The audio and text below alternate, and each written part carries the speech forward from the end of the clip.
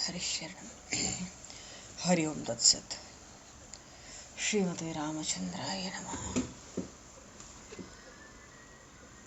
नमः परमहंसाय स्वादितचरणकमलचिन्मकरन्दाय भक्तजनमानसनिवासाय श्रीरामचन्द्राय नमः।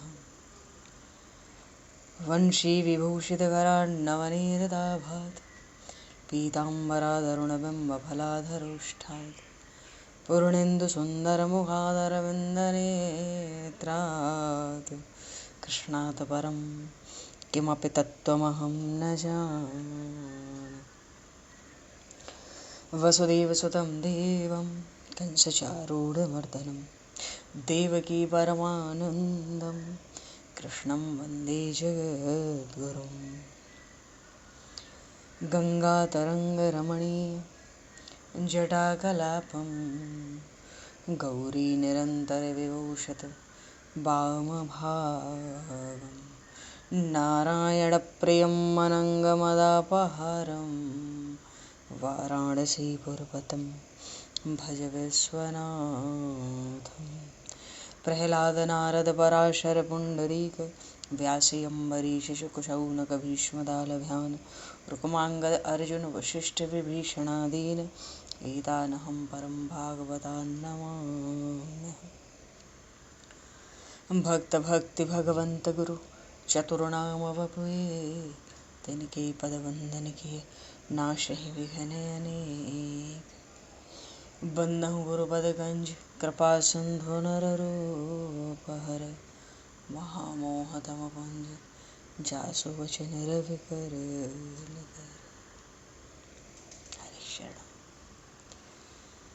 गोविंद जय जय गोपाल जय जय गोविंद जय जय गोपाल जय जय राधारमण हरि गोविंद जय जय राधारमण हरि गोविंद जय जय।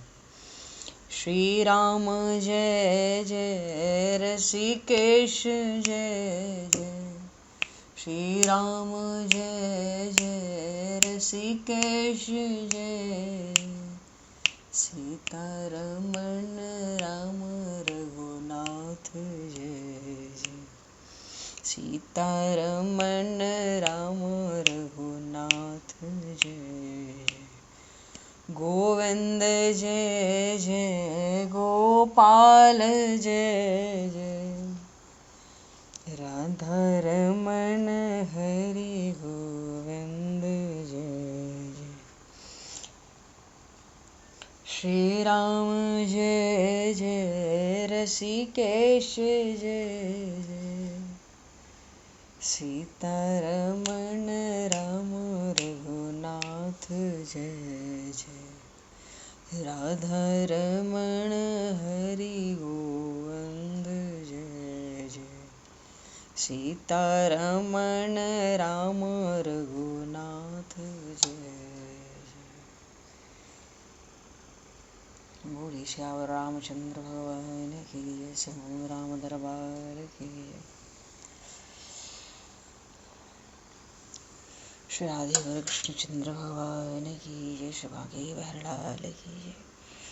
श्री वृंदावन प्रेम धाम की जय। श्री पंडरीनाथ भगवान की जय।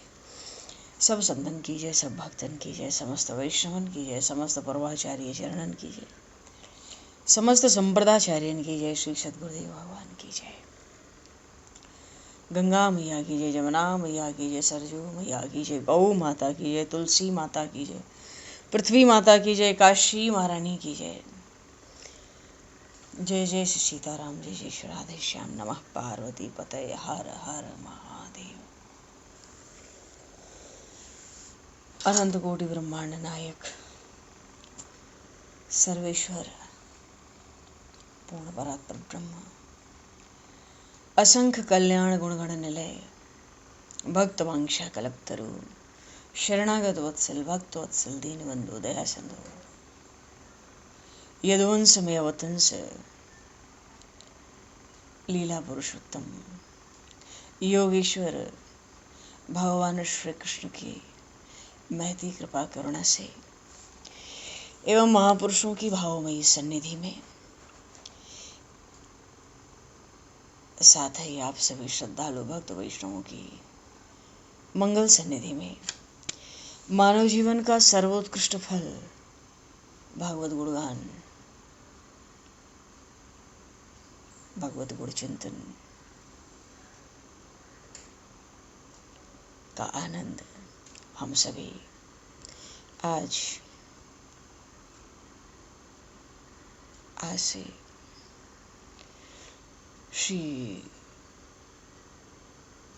श्रीमद् भगवद गीता के चिंतन के माध्यम से प्राप्त करने जा रहे हैं। सर्वप्रथम आप सभी भक्तजनों के श्री चरणों में भगवद भाव से सादर वंदन, सादर नमन। आप सभी को यथा योग्य जय श्री राम, जय जय श्री राधे, हरि शरणम, जय जय जय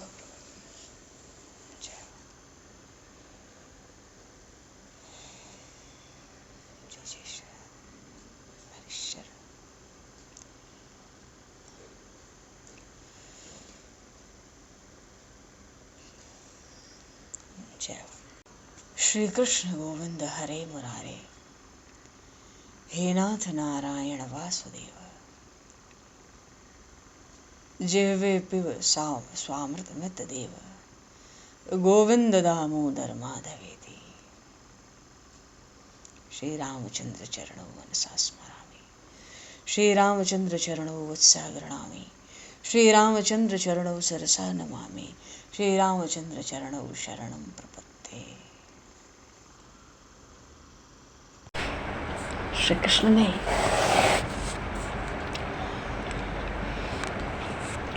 बड़ी ही विलक्षणता से 7वें अध्याय का आरंभ किया। ज्ञान विज्ञान योग।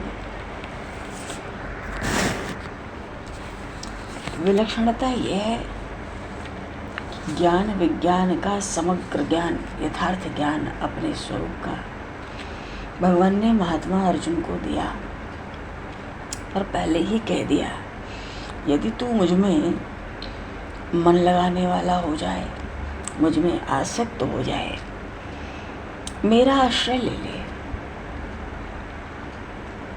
सर्वतोभावेन मेरी आशा, मेरा विश्वास, तो ये समग्र ज्ञान, ये ज्ञान विज्ञान योग तो तुझे सहज ही प्राप्त हो जाएगा, बिना प्राप्त किए प्राप्त हो जाएगा। और रही तो तुझे मैं ज्ञान विज्ञान योग सुनाता हूं, तो उसको सुन ले। ज्ञान विज्ञान योग। अच्छा, ज्ञान क्या है? ज्ञान विज्ञान का अर्थ होता है प्रपंच का ज्ञान। ये जो जगत प्रपंच दिख रहा है, भगवान का मानना है कि इस प्रपंच को भी जान लेना बड़ा आवश्यक होता है। ज्ञान उसको कहते हैं जिस मार्ग को तर्क भी ढूंढ नहीं सकता। देखहि ब्रह्म समान जग माही। ज्ञानी वही है जो कण कण में उस ब्रह्म का, परमात्मा का दर्शन करता है। वो ज्ञान है। और उस एक ज्ञान को छोड़ के जो कुछ भी है, चाहे वो देखने में आवे, सुनने में आवे, सोचने में आवे, वो सब प्रपंच है और उसका नाम विज्ञान है। इस ज्ञान विज्ञान के बीच में एक और होता है अज्ञान। अज्ञान क्या होता है कि जो कुछ भी जगत प्रपंच के रूप में दिख रहा है उसको सत्य मान लेना, ये अज्ञान है। तो जो ज्ञान की प्राप्ति है, कण कण में ब्रह्म भाव की प्राप्ति है। भगवान कहते हैं हजारों में कोई विरला ही मनुष्य होता है जिसकी इस विषय में जिसकी श्रद्धा होती है जिसका प्रेम होता है। और जो प्रेम श्रद्धा रखते हैं उन मनुष्यों में भी सच्चा ज्ञानी कोई विरला ही दिखाई देता है। इस ब्रह्म ज्ञान के जलाशय में तो करोड़ों मनुष्य कूदते हैं, पर जलाशय के उस पार कोई एकाध ही पहुंचता है। ये कोई सामान्य बात नहीं है, ये भगवान कह रहे हैं। इसलिए भगवान ने अपरा और परा अपनी प्रकृति अर्थात माया, जैसे कोई मनुष्य है उसके शरीर की छाया है, ऐसे ही भगवान की जो माया है, प्रकृति है, वो भगवान की छाया है। इस माया को ही प्रकृति भी कहते हैं। त्रिभुवन को जन्म देने वाली यही होती है, पृथ्वी, जल, अग्नि, वायु, आकाश, मन, बुद्धि, अहंकार। जीव इस माया का सानिध्य पाकर देह को मैं मानता है। मन में विकारों का आभास होना शुरू हो जाता है, बुद्धि में जानने की शक्ति आ जाती है। बड़ा बवाल है।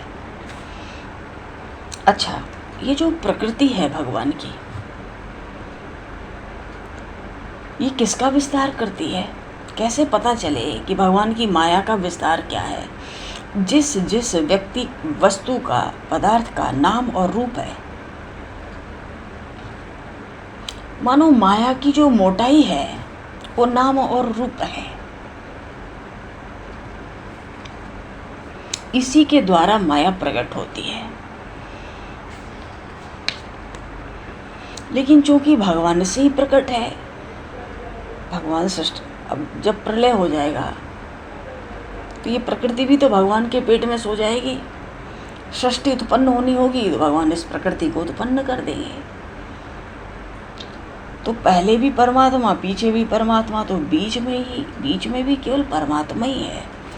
अगर माया का कोई बल है तो भगवान की सत्ता से है। ये जो प्रपंच दिखता है, हम सत्य मानते हैं, इसके पीछे भगवान की ही सत्ता है। तो जगत का आदि मध्य अंत भगवान।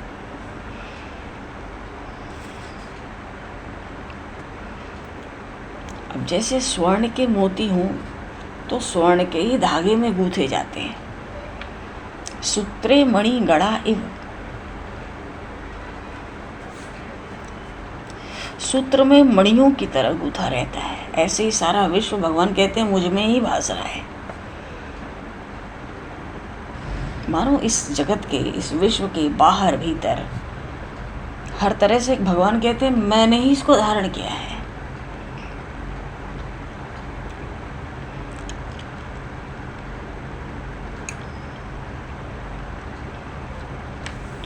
और अच्छा, 4 तरह के, इतनी योनियां हैं, 84 लाख योनियां, तरह तरह के जीव हैं। सब अपना जीवन निर्वाह अलग अलग तरीके से करते हैं। कोई वायु पीकर जी लेता है, कोई तृण खाकर जी लेता है जी, कोई अन्न से जीवन निर्वाह करता है, कोई केवल जल पर रहता है। पर जितने भी साधन हैं जीवन निर्वाह के 84 लाख योनियों में, वो सब साधन भगवान ही है। क्यों? जल का रस भगवान है, वायु में स्पर्श का गुण है, वो भगवान है। भगवान न हो तो वायु में स्पर्श का गुण न हो, जल में रसी न हो, सूर्य चंद्रमा में तेज न हो, पृथ्वी में गंध न हो, आकाश में शब्द न हो, वेदों में जो ओंकार है वो भी भगवान है।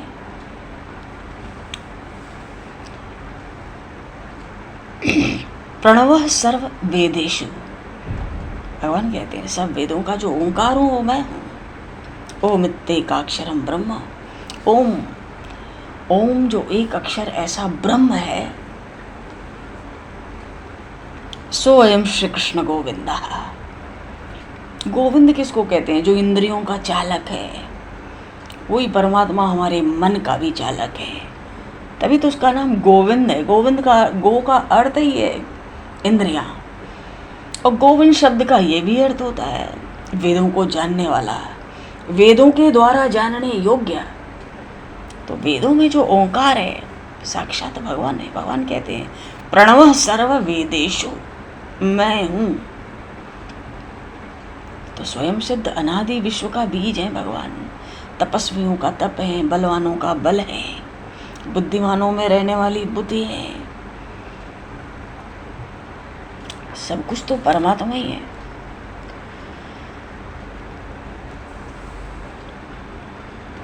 तो विस्तार करती है माया।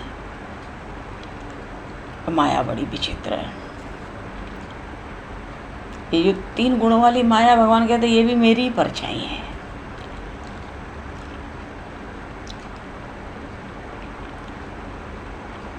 अब भाई प्रभु आप माया उत्पन्न करते हो तो माया आपको क्यों नहीं लगती? अरे जल से उत्पन्न होता है मोती, तो क्या जल में गल जाएगा?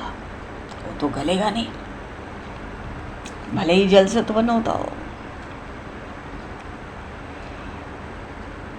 भगवान कहते हैं देवी हेषा गुणमयी अजिमम माया दुरत्या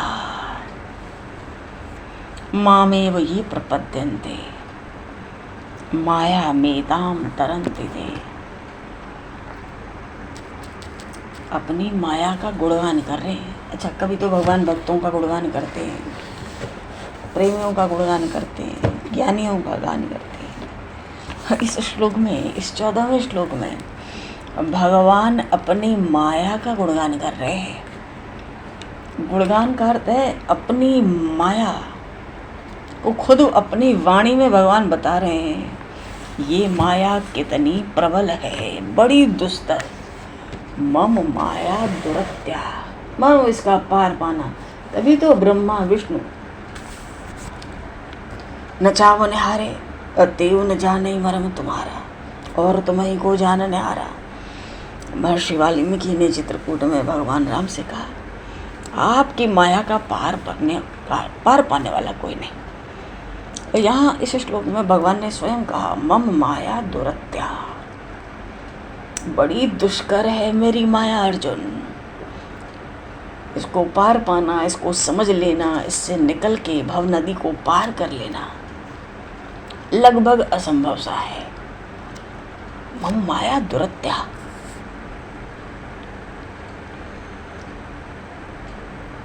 तो मामेव ये प्रपद्यन्ते, इस श्लोक को कह के भगवान ने फिर कह दिया, मामेव ये प्रपद्यन्ते माया मेताम तरन्ति ते। ये माया की जो नदी है बड़ी कठिन है।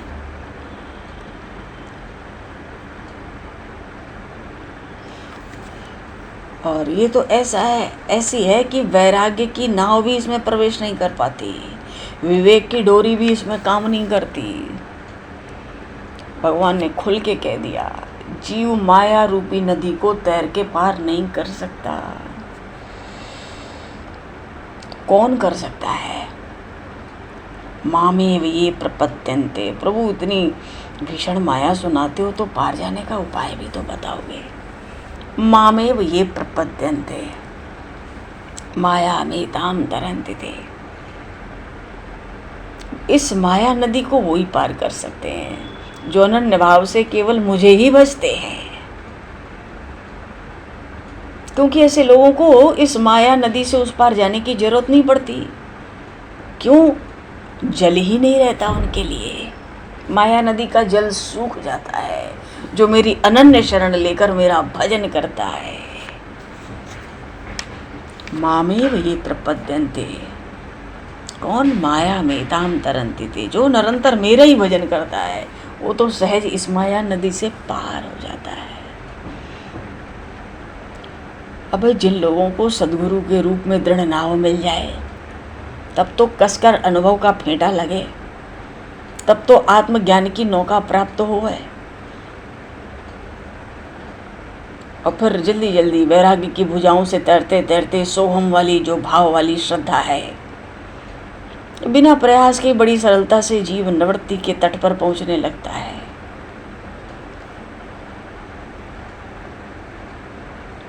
पर भगवान तो उन महात्मा अर्जुन को बड़ी सहज बात कह देते हैं, इस मार्ग से जो मेरी भक्ति करते हैं वे ही तैर के इस माया को पार कर सकते हैं। मनो ज्ञान तो तुम सुन लो, सिद्धांत तो मैं ज्ञान के सब सुना दूंगा,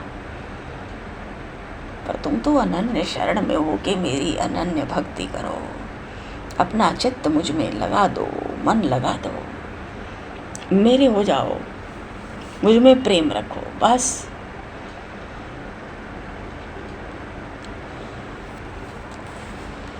अच्छा, जो आर्त होते हैं दुखों से छुटकारा पाने के लिए भगवान को भजते हैं। जो जिज्ञासु हैं, ज्ञान की इच्छा से भगवान को भजते हैं। जो यथार्थी भक्त होते हैं, वो धन की सिद्धि के लिए भक्त होते हैं। भगवान ने बताया 17वें श्लोक में। और चौथे कोटि के जो भक्त हैं, जिनमें ऐसी कोई वासना होती नहीं, ज्ञानी जन, वही मेरे वास्तविक सच्चे भक्त हैं।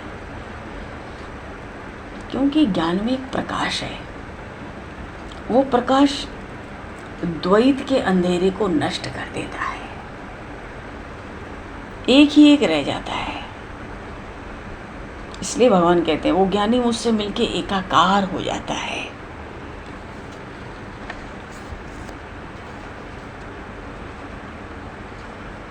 भगवान कहते हैं ज्ञानी ही भक्त है।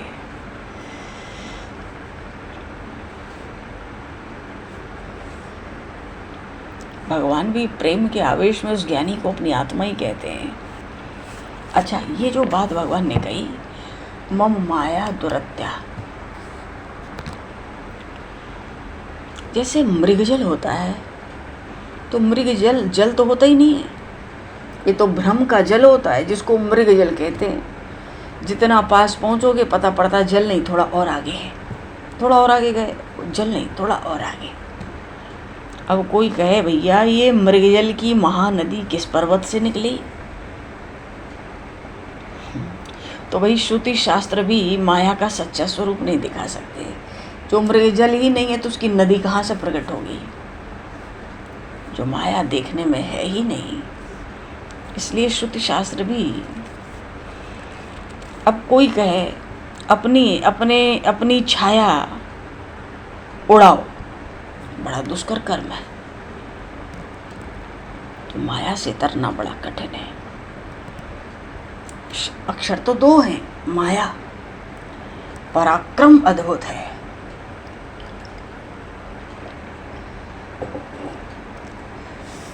नाम और रूप की मोटाई से बढ़ जाती है।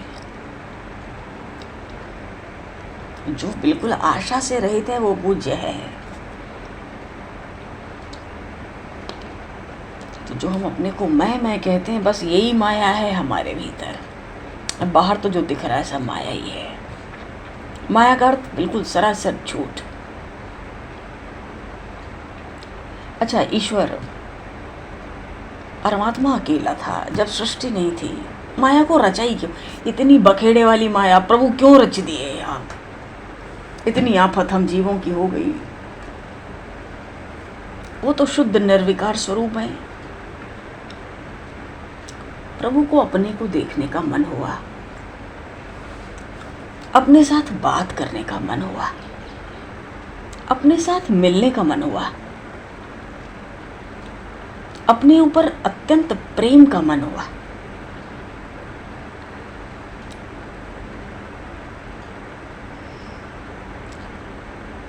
अपनी ही प्राप्ति की कामना से, मानो भक्त भगवान को प्राप्त कर सके, अपने को पाने की कामना से ईश्वर एक रूप होते हुए भी वो परमात्मा तरह तरह के रूपों में उत्पन्न होने की इच्छा करता है।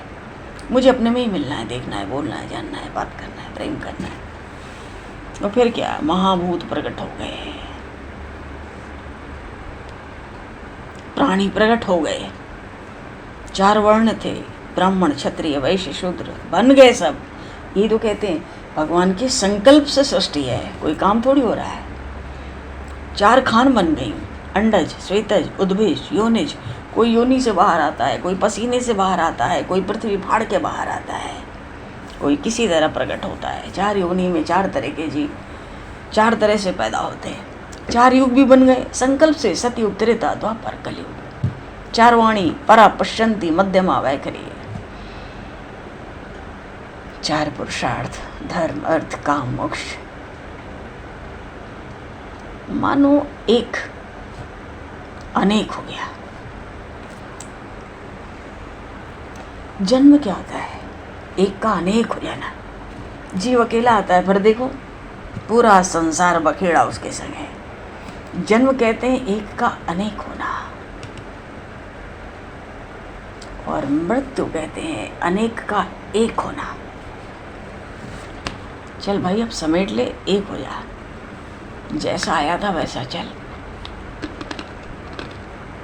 तो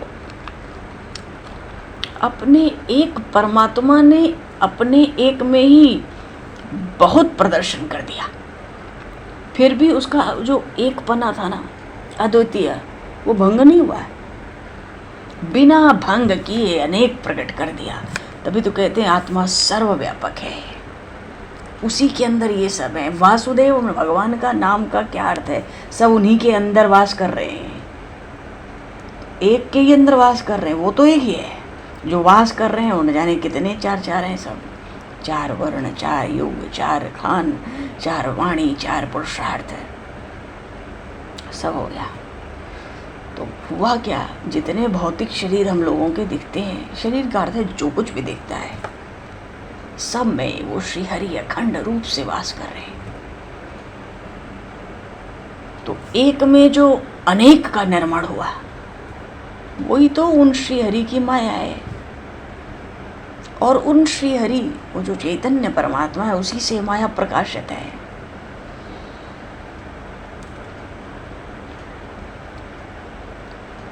अब सब बंद हो गए, कुछ संसार के काम करोगे। हाँ, 5 विभाग कर दो, पृथ्वी जल अग्नि वायु आकाश।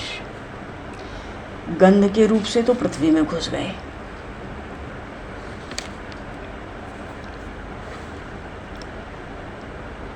और पृथ्वी के ऊपर चारों तरफ से जल का आवरण रख दिया। चूंकि पृथ्वी में तो खुद घुसे हैं, तो ये जल कैसे गला देगा उस मिट्टी को? इतना जल, 8 गुना ज़्यादा जल, एक मुट्ठी मिट्टी की तरह पृथ्वी उसको गला नहीं पाता। क्यों? परमात्मा घुसा पड़ा है, पहले वो पृथ्वी में ही घुसा गंध बन के। नहीं तो जल को मिट्टी गलाने में कितनी देर लगती है। लोहा गला देता है, लेकिन कितना समय हो गया, देखो पृथ्वी ज्यों की त्यों दृढ़ बनी हुई है, आज तक वो घुसा बैठा है।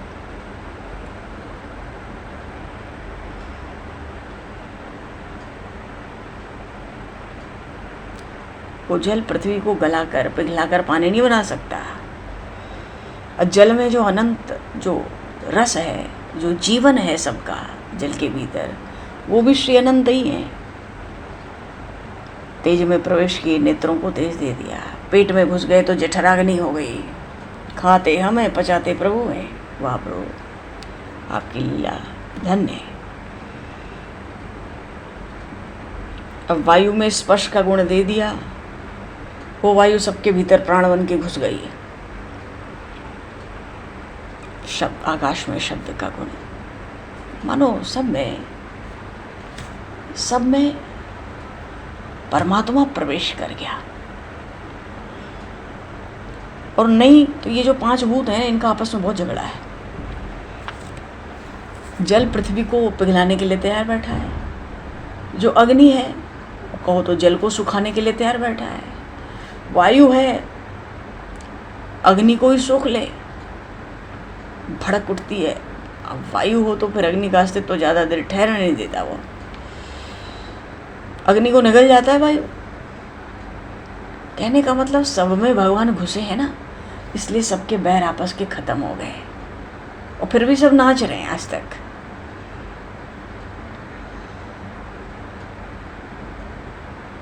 ये भगवान की माया है। अंतःकरण में भगवान घुसे, 4 भाग कर दिए, मन बुद्धि चित्त अहंकार।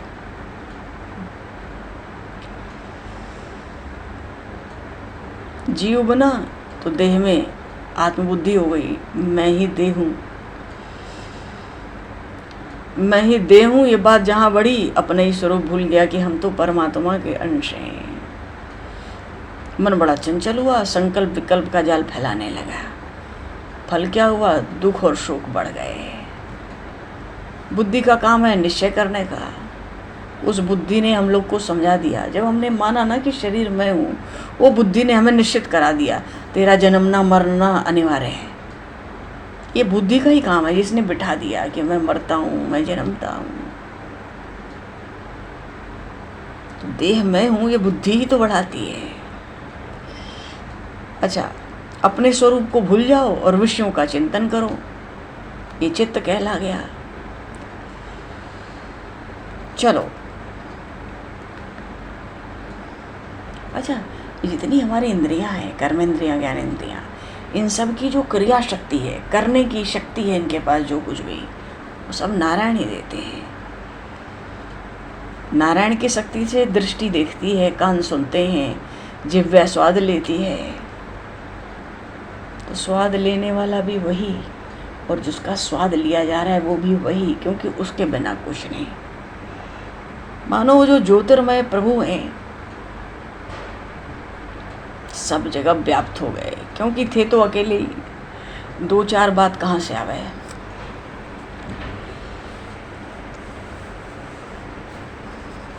मन में सुख पाने की इच्छा हुई, कर्म इंद्रियां कर्म करने लगी, सुख पाना है, अब हाथ पर चलाओ।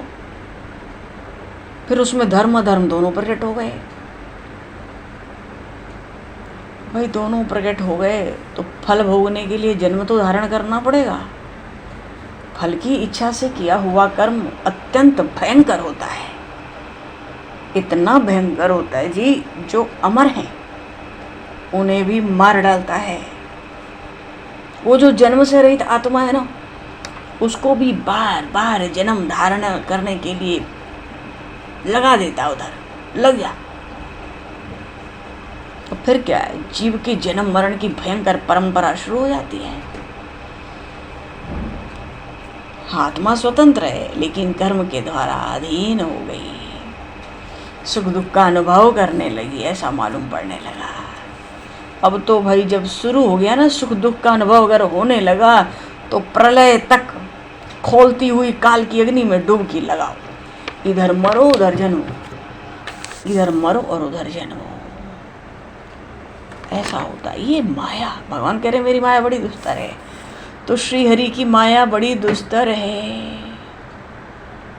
मायाम दुस्तराम, भागवत में भी भगवान ने कहा है झूठी, पर शरीर को केवल मैं मानने के कारण इस माया ने जकड़ लिया हमें पूरा जाल बिछा के।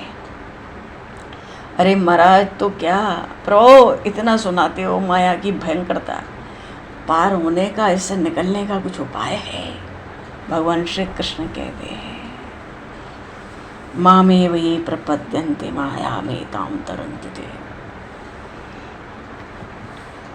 हाँ, सरल उपाय बताता हूँ, भक्ति के बिना माया से तरने का अन्य उपाय नहीं है।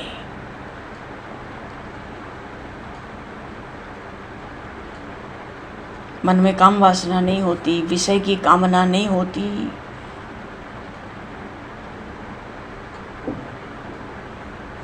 तो माया क्यों लगती? इसने ज्ञान वैराग्य नहीं प्राप्त करने दिया, तो जिसमें ज्ञान वैराग्य नहीं है वो माया से कभी पार नहीं जाएगा। संसार से सुख मिलेगा, शरीर से सुख मिलेगा, इसको सुख दो, आराम दो, यही दुखदायक है। जो विषयों में आनंद मानता है, भगवान कहते हैं महा परम मूर्ख है, नर नहीं है, मनुष्य नहीं है, पशु है। जिसको विषयों में सुख मिलता है वो पशु है। अब मनुष्यों को देखो ना, दिन रात कष्ट सहकर धन कमाते हैं, वो धन महादुख का कारण बनता है। सब अनर्थ का निवास धन के अंदर है। आत्मज्ञान की प्राप्ति करनी हो, भगवान की प्राप्ति करनी हो, बड़ा बाधक है। कमाने में कितना कष्ट उठाओ, पहले तो रात दिन रक्षा करने की चिंता में लगो, 2 पैसे बचाते रहो, और धन में लोभ हो जाए, फिर किसी पर विश्वास ही नहीं होता उस व्यक्ति को। माँ बाप से विरोध कर लेगा, स्त्री पुत्र में कलह हो जाएगी, सज्जनों के साथ मित्रों के साथ विरोध हो जाएगा, मित्रों से दूर कर देगा वो धन। ये सब धन के स्वाभाविक धर्म हैं, क्योंकि धन में सब प्रकार के दोष रहते हैं, आदि व्याधि, दुष्ट बुद्धि, पाप, संताप, लोभ, क्रोध, झूठ, ये सब धर्म में मनुष्य को बहुत दुख देते हैं। तो धन क्या करें? दान। धन के दान से उत्तम पुण्य होता है। और क्या कहें, भागवत में आया, इस धन, इस द्रव्य जैसी बुरी वस्तु त्रिभुवन में दूसरी नहीं है। तो मनुष्य के पतन का मूल कारण है धन और स्त्री। तो अगर देह नाशवान है तो प्रपंच भी नाशवान है। क्यों? जगत तो काल से ग्रस्त है, किसी की स्थिति रहने वाली नहीं है। स्वर्ग का राजा इंद्र, वो भी अपने पतन की, उसको भी चिंता लगी रहती है, मेरा कब पुण्य समाप्त होगा, कब फेंका जाऊंगा यहाँ से। और सुख ऐसा है, तृप्ति कभी होती नहीं विषयों से, तो विषयों से छुटकारा होता नहीं। माया की बड़ी शक्ति है, वेश्या होती है, मनुष्य का धन हर लेती है, पीछे तिरस्कार करके घर से निकाल बाहर करती है, धन नहीं है तो बाहर जाओ। ऐसे ही जो संसार के सुख है ना, विषय, अंत में मनुष्य को छोड़ देते हैं। इसलिए इन विषयों से, संसार के सुख, संसार की आसक्ति से, इनको त्याग कर जीव को सद्गुरु की शरण होना चाहिए। अब विषय को नाशवान जाने, संसार के सुख को, संसार को, परिवार को, सब नाशवान है। विरक्ति आती है।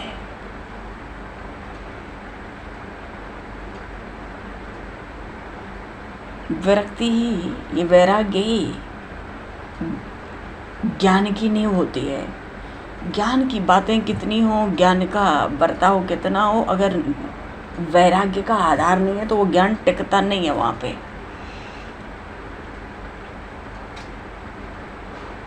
तो कोई उपाय ही नहीं है वो ज्ञान टिक जाए।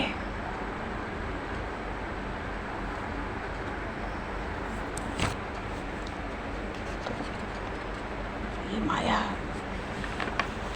अर्जुन जी से भगवान ने कहा क्या उपाय है? भगवान कहते हैं मेरी भक्ति ही उपाय है, मेरी शरण में आ जा। मुझ में मन लगा, ऐसा मन लगा कि तू मुझ में आसक्त हो जाए, मेरे बिना रह ही ना सके एक क्षण।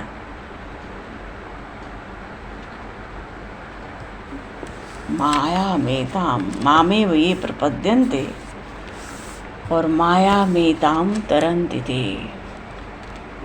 इसके लिए, भगवान के भजन के लिए निसंग होना बड़ा उत्तम होता है। सत्संग बहुत आवश्यक होता है, लेकिन कुसंग को त्याग कर दोनों काम एक साथ न चले। जो सत्संगति है उसकी सामर्थ्य अपरंपार है।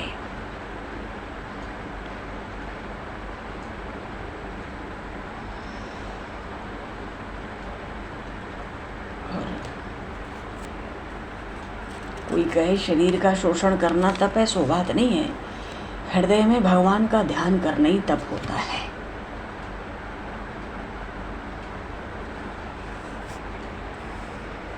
जो मुमुक्षु होते हैं वो द्वंद्व को सहते हैं, वही तितिक्षा होती है। जिसके भीतर आत्म सुख आता है, फिर वहाँ कोई द्वंद्व का स्पर्श थोड़ी होता है, सुख दुख का स्पर्श नहीं होता। जीव सुख दुख में सम हो जाता है।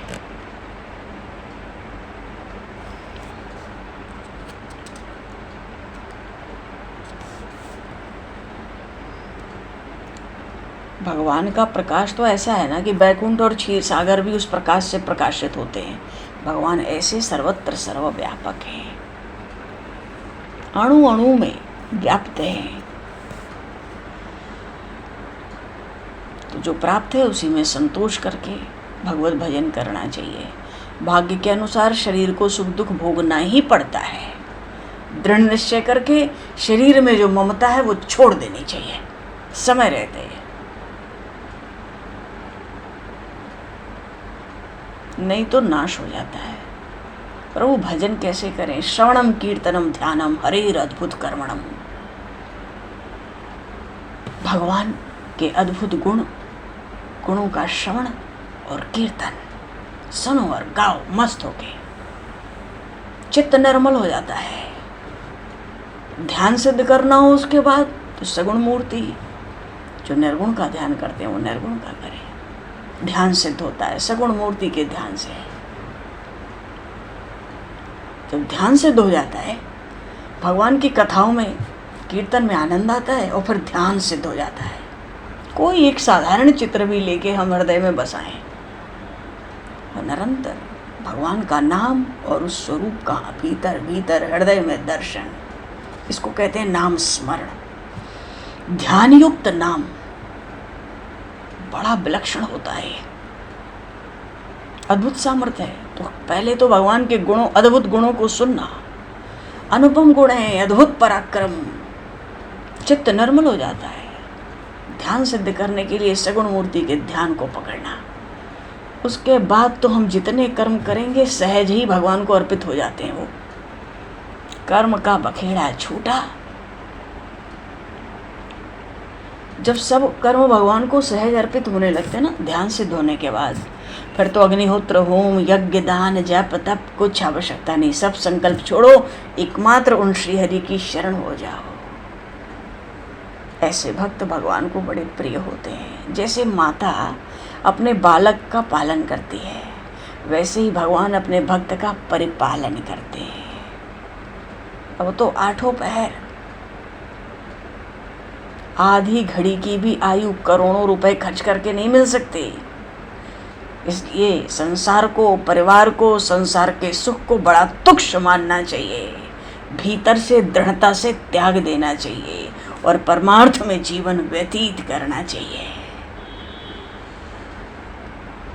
जो ममता का त्याग करता है, मोह का, मैं मेरा का त्याग करता है, उसके सब कर्म सहज ही भगवान को अर्पित हो जाते हैं। ऐसी विलक्षणता है जी।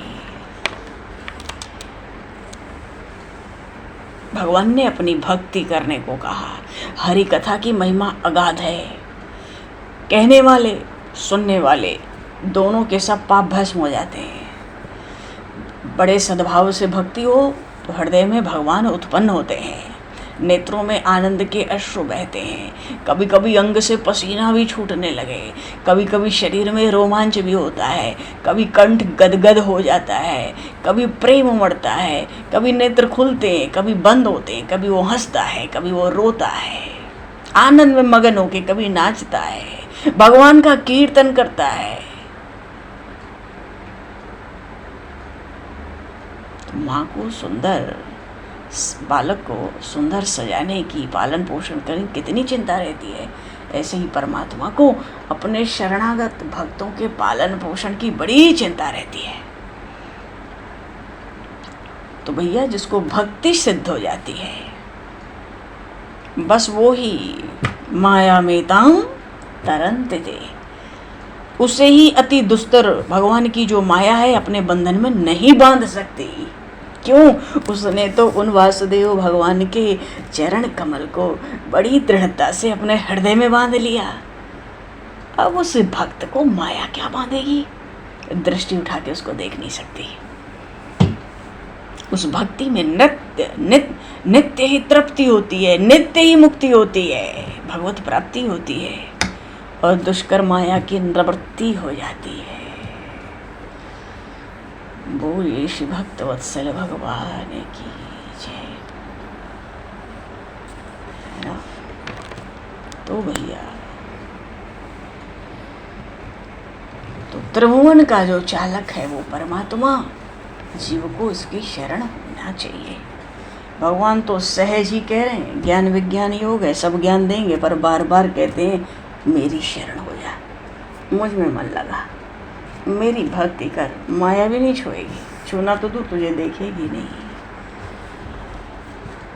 बोलिए श्री भक्त वत्सल भगवान की जय। भगवान श्री कृष्णचंद्र महाराज की जय। महाराज तो है, द्वारिकानाथ है। भक्त राजा अर्जुन जी महाराज की जय। इनको निमित्त बनाकर कैसी भगवान हमें अपनी वाणी में अमृत वर्षा करते हैं। श्रीमद् भगवद गीता जी की जय। सब संतन की जय, सब भक्तन की जय। शरण भगवान वाणी को विराम। वाक्य पुष्पांजलि प्रभु जी के श्री चरणों में सादर समय। आप सभी को यथा योग्य जैसे है, बस बोलो जी, बस जय श्री सीताराम।